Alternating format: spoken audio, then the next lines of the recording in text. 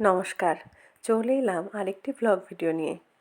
আজকের ভিডিওতে বাসন্তী পুজোয় আমাদের বিশেষ আকর্ষণ হাঁস ধরা প্রতিযোগিতা। সেই প্রতিযোগিতা শুরু হয়েছে, তারই কিছু টুকরো সুন্দর সুন্দর মুহূর্ত, মজাদার মুহূর্ত আপনাদের সাথে শেয়ার করব। তো চলুন আর কথা না বাড়িয়ে ভিডিওটি শুরু করা যাক। 3 জনকে একসাথে চোখ বেঁধে দেওয়া হবে এবং এই 3 জনে মিলে ভেতরে 3টে হাঁস দেওয়া আছে, হাঁস ধরতে হবে।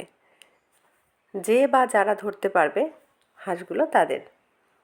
আর গেস্ট ছিলেন ওখানে অনেক। গেস্টদের মধ্যে একজন বলেছেন যে যদি কেউ একা 2টো হাঁস ধরতে পারেন তবে তার তরফ থেকে আরও 500 টাকা এক্সট্রা পুরস্কার স্বরূপ দেওয়া হবে। দেখা যাক, দেখি কারা কারা ধরতে পারে এবং একসাথে 2টো কেউ ধরতে পারে কি না। আসলে এই বাসন্তী পুজোর কটা দিন কীভাবে যে হৈ হৈ করে কেটে যায়, বিভিন্ন ধরনের প্রোগ্রাম থেকে শুরু করে বিভিন্ন ধরনের মজাদার প্রতিযোগিতা, এগুলোই কিন্তু পুজোর বিশেষ আকর্ষণ। আজ কিন্তু ফুচকা খাওয়া প্রতিযোগিতাও ছিল, কে কতগুলো ফুচকা খেতে পারে। হাইয়েস্ট 1 মিনিটে যে যতগুলো ফুচকা খেতে পারবে সেই কিন্তু উইনার। এছাড়াও উলুধ্বনি প্রতিযোগিতা, শঙ্খধ্বনি প্রতিযোগিতা, এই ধরনের বিভিন্ন ধরনের প্রতিযোগিতামূলক খেলাও কিন্তু চলে। ও আরেকটা বিষয় তো বলা হলো না, এখানে কিন্তু যত প্রতিযোগী বা প্রতিযোগিনী আছেন প্রত্যেকেই কিন্তু বড়, বাচ্চারা কেউ নেই। একটা বাচ্চা মজার ছলে কিন্তু একবার হাঁস ধরার চেষ্টা করেছে, চোখ খোলা অবস্থায় ছিল, এমনি জাস্ট মজার জন্য, যেহেতু ছোট বাচ্চা। ও কিন্তু প্রতিযোগী নয়, জাস্ট মজার জন্য ছোট বাচ্চা হাঁস ধরার চেষ্টা করেছে, সেই জন্য একটু টুকরো একটা ছোট্ট ক্লিপ আমি কিন্তু ভিডিওর মধ্যে রেখেছি। আপনারা কেউ কনফিউজড হবেন না, কারণ ও কিন্তু প্রতিযোগী নয়, জাস্ট মজার ছলেই হাঁসটা ধরার চেষ্টা করেছে এবং ওর চোখও খোলা রয়েছে দেখবেন। হাঁস ধরার নিয়ম যেহেতু চোখ বন্ধ করে, চোখ খোলা রয়েছে মানে ও কিন্তু প্রতিযোগী নয়। গ্রাম বাংলার যে সমস্ত ঐতিহ্য প্রায় হারাতে বসেছে, আমাদের পুজো কমিটি কিন্তু পুরনো ঐতিহ্যকে টিকিয়ে রেখেছে বা ধরে রাখার চেষ্টা করছে। সেই জন্য পুরনো দিনের যে সমস্ত প্রতিযোগিতামূলক খেলা, সেগুলো কিন্তু আমাদের ক্লাব কর্তৃপক্ষ চালায়। সেই সাথে আর একটা বিষয় স্পষ্ট করি, এখানে কিন্তু কোনো ভেদাভেদ নেই। মানে আমি এই জায়গাটাতেই দেখেছি যারা বয়স্ক মানুষ আছেন ওনারাও কিন্তু পিছিয়ে থাকেন না, সমানে সমানে লড়াই করেন। নতুন এবং পুরাতন বা বয়স্ক এবং নিউ জেনারেশনের মধ্যে কিন্তু কম্পিটিশান হয়। এখানে কিন্তু ছোট বড় কোনো ভেদাভেদ থাকে না, প্রত্যেকেই কম বেশি অংশগ্রহণ করে। সেটা শঙ্খধ্বনি হোক কিংবা পা দিয়ে বল গোলপোস্টে পাঠানো হোক কিংবা উলুধ্বনি শঙ্খধ্বনি যাই হোক না কেন, বা মোমবাতি প্রতিযোগিতা, প্রত্যেক ক্ষেত্রে বয়স্ক, বাচ্চারা এবং মাঝবয়সী সবাই কিন্তু একসাথে প্রতিযোগিতায় নাম দেয়। আর এখানে এসেই দেখেছিলাম, আজ খুব মনে পড়ছে, আমাদের এক জেঠিমা ছিলেন, জেঠিমার কথা খুব মনে পড়ে। এই প্রতিযোগিতা বা যখন সাংস্কৃতিক কোনো অনুষ্ঠান হয়, জেঠিমাকে আমি দেখেছিলাম এখানে আসার পর যে উনি স্টেজে উঠে কবিতা আবৃত্তি করতেন। এটা একটা অন্যরকম পাওয়া। জানি না, জেঠিমা তো অনেক বছর মারা গেছেন, জানি না কারা বা কে জেঠিমার কথা মনে করেন, কিন্তু আমি যখনই স্টেজ দেখি, স্টেজ দেখলেই কিন্তু আমার জেঠিমার কথা মনে পড়ে। কারণ আমি এখানেই দেখেছিলাম যখন নতুন বিয়ে হয়ে আসি, এখানে প্রথম এই যে পুজোর যে আনন্দ মজা, স্টেজে বিভিন্ন ধরনের প্রোগ্রাম, আমি আসার পর দেখে আমি একদম অভিভূত হয়ে গেছিলাম যে একটা মানে আমাদের জেঠিমা, সেহেতু একটু বয়স্ক হয়েছে, জেঠিমা কি সুন্দর স্টেজে দাঁড়িয়ে কবিতা আবৃত্তি করছেন। জেঠিমা চলে গেছেন না ফেরার দেশে, কিন্তু জেঠিমার সেই আবৃত্তি আজও আমার কানে বাজে। মানুষ মরণশীল, প্রত্যেকটা মানুষকেই মরতে হবে, কিন্তু এই যে যে সুন্দর সুন্দর স্মৃতি, এগুলোই একমাত্র মানুষকে বাঁচিয়ে রাখে। এই দেখুন ছোট্ট বাচ্চাটা, এর কিন্তু চোখ বাঁধা নেই, ও নিজে থেকে একা একা ভেতরে ঢুকে গেছে এবং হাঁড়ি ধরার চেষ্টা করছে। কর্তৃপক্ষ খানিকক্ষণ ওকে বাধাও দেয়নি, একটু খেলতে দিল, তারপর ওকে বাইরে বের করে দেওয়া হয়েছে। এখন আবার নতুন প্রতিযোগী নামবে। তো যে বিষয়টা বলছিলাম, যে মানুষের জীবনে যে স্মৃতিগুলো এখন এই অ্যান্ড্রয়েড ফোন আসার পরে আমরা ফোনের মধ্যে আমাদের সুন্দর মুহূর্তগুলো কিন্তু বন্দি করে রেখে দিতে পারি, আগে যে জিনিসগুলো ছিল না। তো এটা হচ্ছে বিষয়। ফোনের ভালো দিকও আছে, খারাপ দিকও আছে। আপনি যখন এমন কিছু তথ্য যেটা আপনি জানবেন না, সঙ্গে সঙ্গে আপনি মুঠোফোনে গুগলে সার্চ করলে আপনি কিন্তু আপনার সেই তথ্যটা তৎক্ষণাৎ জানতে পারেন। এই সুযোগটা কিন্তু আগে ছিল না। যাই হোক, এই সুন্দর মুহূর্তগুলো বন্দি থাক ক্যামেরায়। আমার ভিডিও বানানোর উদ্দেশ্য মূলত এটাই।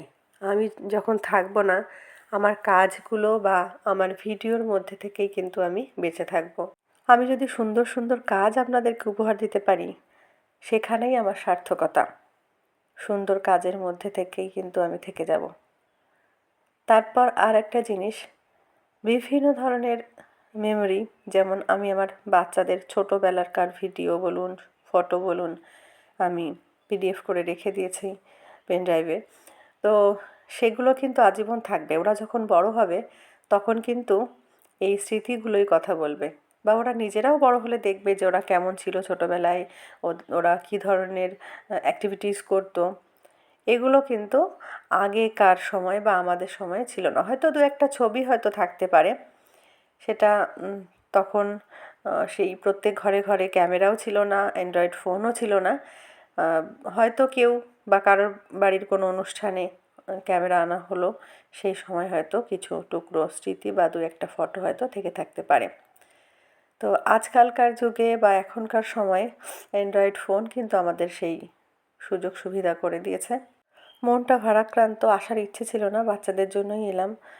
কারণ নিউজ খুললেই দেখতে পাচ্ছি সব অসহায় কতগুলো মুখ, কেউ মেধা, কেউ অযোগ্য।